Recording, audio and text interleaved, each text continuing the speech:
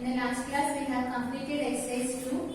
Before going to discuss about the exercise 3, let us see what is the meaning of direct proportion.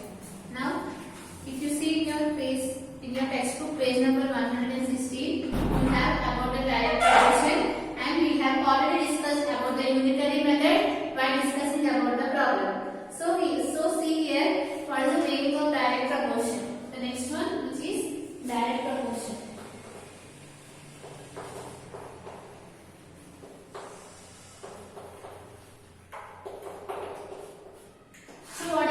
Direct proportion. That means if one quantity is increases, the other quantity should also be increased. Then we can say that both are in the direct proportion. This one we will come across in our daily life situations. So they have given here so many examples. If you see in your textbook about the direct proportion, that means if you can observe any change in one quantity and that it will lead to the change in the other quantity.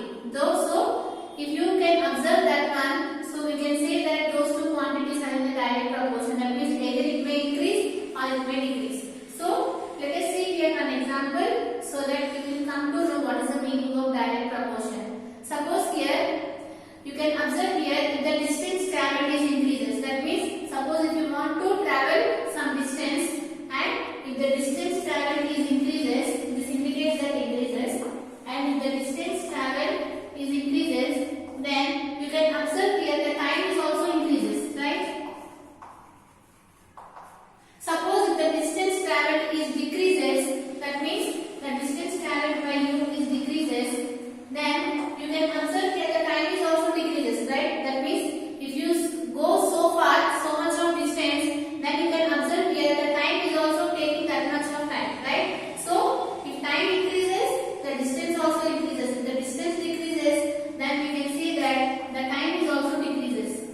That means if one quantity is increasing, that it leads to the change in the other quantity, right? That also increasing. Here if one quantity is decreasing, then it leads to change in the other quantity, again it is decreasing. So that we can say that the distance and the time are in the direct proportion. So this is one of the best example when considering about the direct proportion. There is one more proportion which is the inverse proportion, that is not there in your syllabus, but what it indicates that if one quantity increases, the other quantity will be decreases. It is reverse.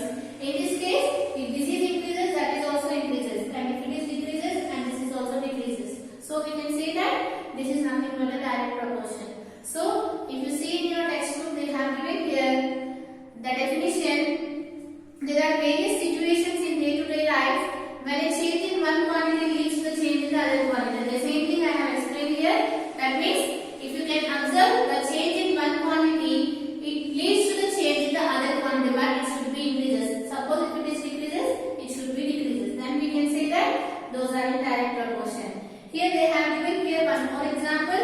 If the number of things purchased increases. So suppose if you purchase 5 things, then the cost is also the same thing, right? The cost will be increases. That means if you purchase more items, the amount you have to pay is also increasing. And if you purchase less items, the amount you have to pay will be decreases, right? So the number of items and the cost you are purchasing that one, both are in the direct proportion. That means if one quantity is increases, it may lead to the change in the other quantity. So we can say that here these are in direct proportion. That means if the number of items purchased is increases, the cost also increases. This is one more example of the direct proportion. This is about the direct proportion. Now, based on this direct proportion, we are going to solve the next exercise. So let us see here the next exercise.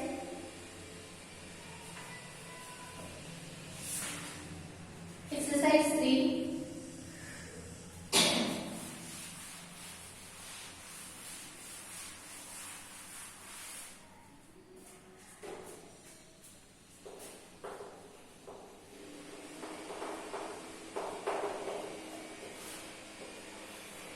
First question. Here, see the first question. A length of the bacteria at last 50,000 times attains a length of 5 centimeters. What is the actual length of the bacteria if the length is enlarged 20,000 times only? What would be its enlarged length? So here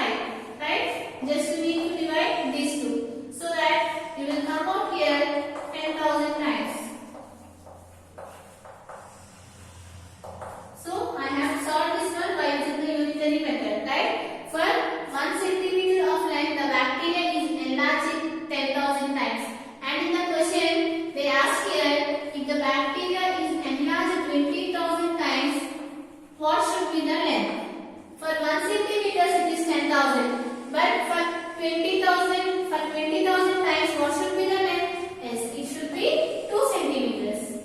So, what should be the enlarged? What should be the length? If the bacteria is enlarged 20,000 times, the length is here 2 centimeters. This is the answer. So, you can write it here. Therefore, the length is 2 centimeters when the bacteria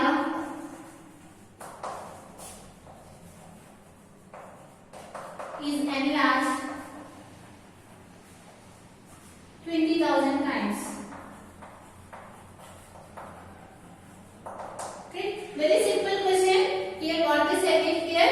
For if the length is 5 centimeters, the bacteria is enlarged in 50,000 times. And if the bacteria is enlarged 20,000 times, what should be the length? You need to find it. So we have solved this one by using the unitary method.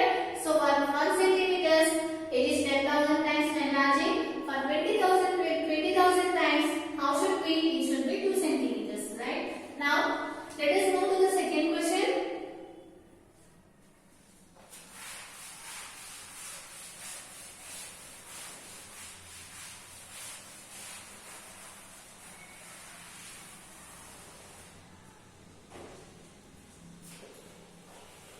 Here, they have written here some tables.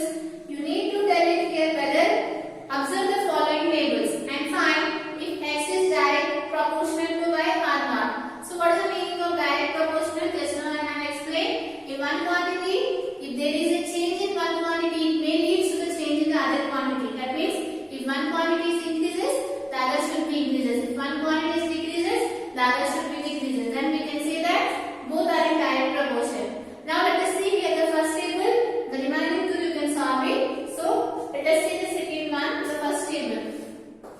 X, Y.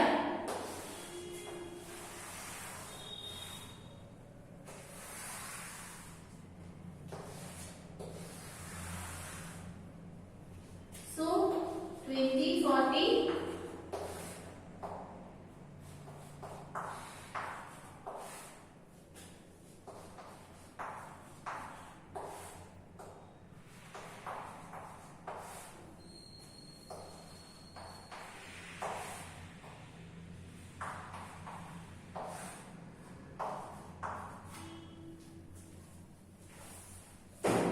So you need to check it here whether the x is directly proportional or not. That means if one quantity is increases, the other should be increases or not. You need to check it. For that reason, I am taking here the ratio of x by y.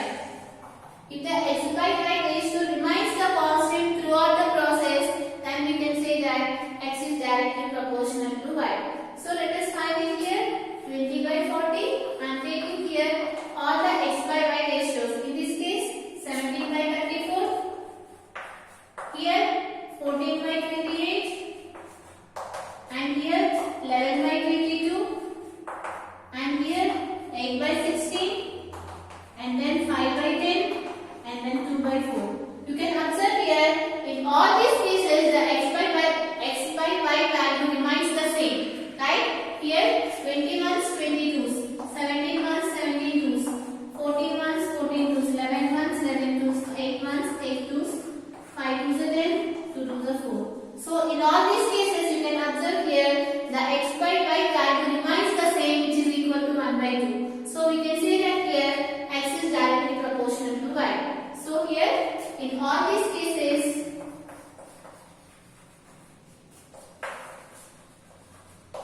the x by y value remains constant.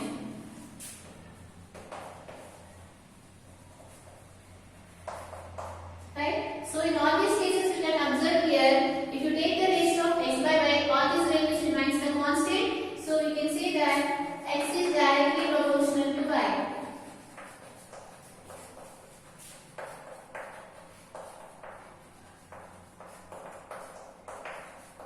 Okay? Like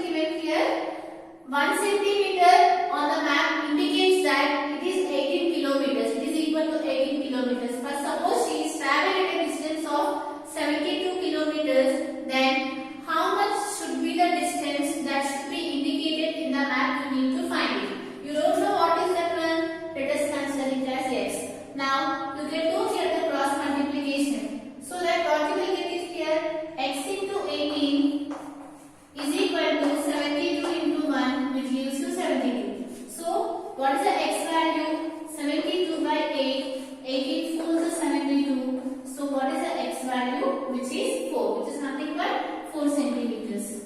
So, how much is the distance should be indicated in the map, which is nothing but the 4 centimeters. This is the problem. So, just it is very simple. What they are said here, they said that 1 centimeter is representing 18 kilometers. Then, if you travel 72 kilometers, how much should be the distance you need to identify, which is nothing but 4 centimeters. So, the distance that is covered in the map. So, at last write it here. The distance covered in the map is 4 centimeters. What should be the distance that should be covered in the map? Which is nothing but 4 centimeters. Now see the next question.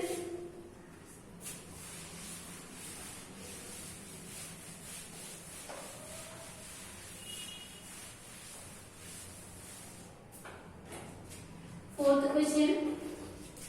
So here they have given here one table. Based on this table, you need to verify whether the length of a side is in the direct proportion or not. So let us draw here the table.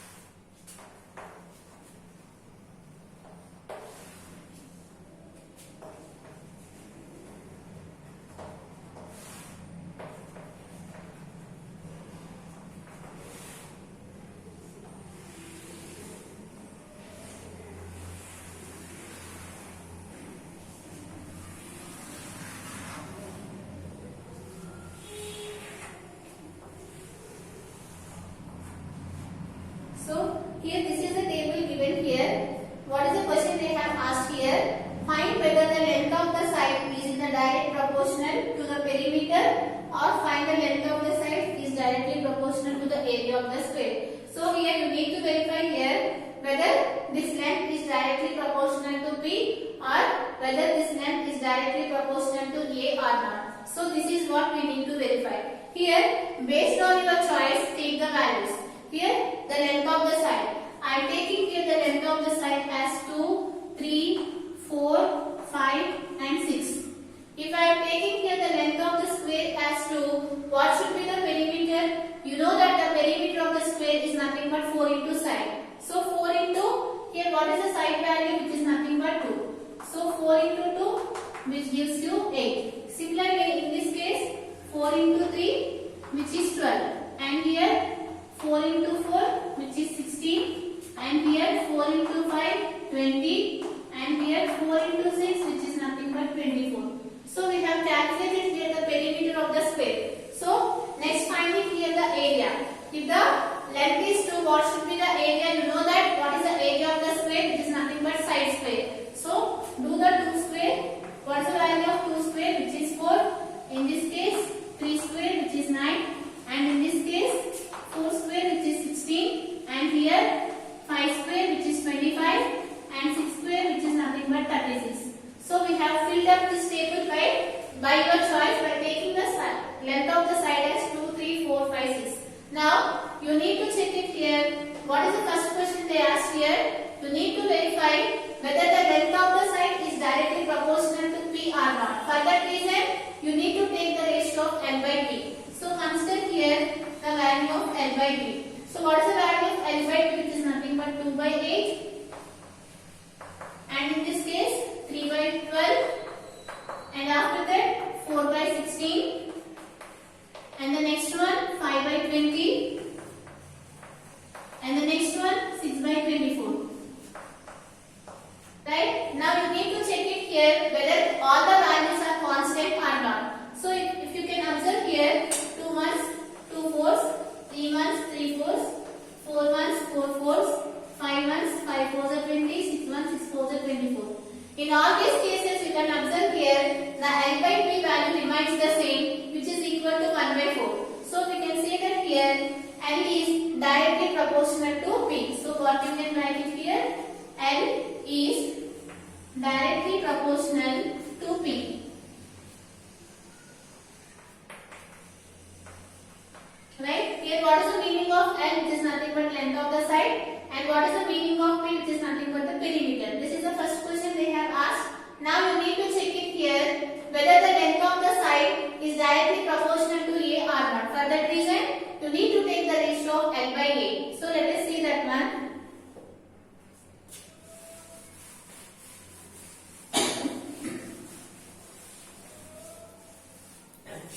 The second one they asked to find whether L is directly proportional to A or not. For that reason, take the ratio of L by A. So what is the L value? 2 and here 4. So write it here 2 by 4 and here 3 by 9 and here 4 by 16. Here 5 by 25 and the next one 6 by 36. So let us do the simplification here. So what you will get it here? 2 ones, 2 twos, 3 ones, 3 threes, 4 ones, 4 fours, 5 ones, 5 fives, 6 ones, 6 six. Right? So you can observe here in all these cases the L by value does not remains the same, because here we got 1 by 2, here we got 1 by 3, here 1 by 4 and here 1 by 5 and here 1 by 6. So in all these cases you can observe here the L by A value remains not the same. So we can say that here L is not directly proportional to A.